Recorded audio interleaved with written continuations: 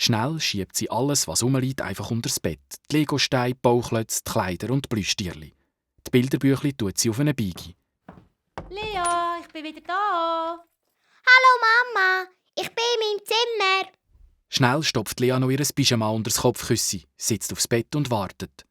Plötzlich kommt es ihr in den Sinn. Oh nein, ich habe vergessen, den Nagellack zu versorgen. Schon steht die Mutter im Zimmer. Lea, was hast du mit den Nasentröpfen gemacht? Was für Nasentröpfe? Das sind keine Nasentröpfe, das ist, denke ich, Nagellack. Siehst du, wie meine Zähne schön glänzen? Lea, das sind Nasentröpfe. Aber du hast recht, deine Nägel glänzen wirklich. Und du hast sogar das Zimmer aufgeräumt. Gut, dann können wir ja zusammen ein feines Zvieri essen. Komm. Oh, Plüschsäule. Zum Glück hat die Mami nicht unter das Bett geschaut.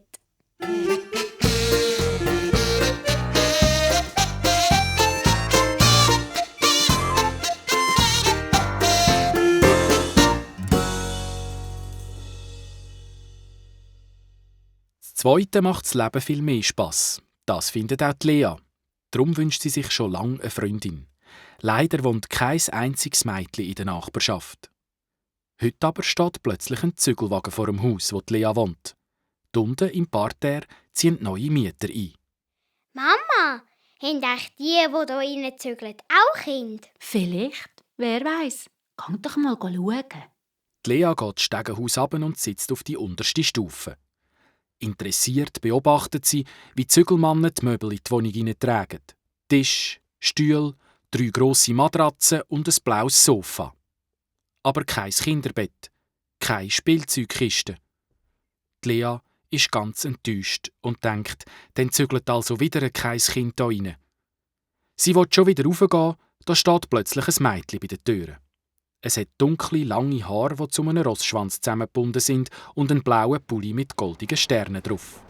Hallo, ich heiße Marie. Wir zügeln hier unten rein. Die Lea ist ganz aufgeregt. Sie kann nur noch stackeln. Ich heiße Lea. Ich bin 5. Und du? Ja, ich bin auch 5. Wohnst du in diesem Haus, Lea? Ja, zuoberst oben. Dann sind wir ja jetzt im gleichen Haus. Willst du mal schauen, wie sie in unserer neuen Wohnung aussieht? Ja, gern. Die Lea geht hinter der Marie in die Wohnung. Überall stehen Kisten herum, gefüllt mit Geschirr und Büchern. Stangen und Tablar von Büchergestellen liegen am Boden. Ein riesiges Durcheinander eben.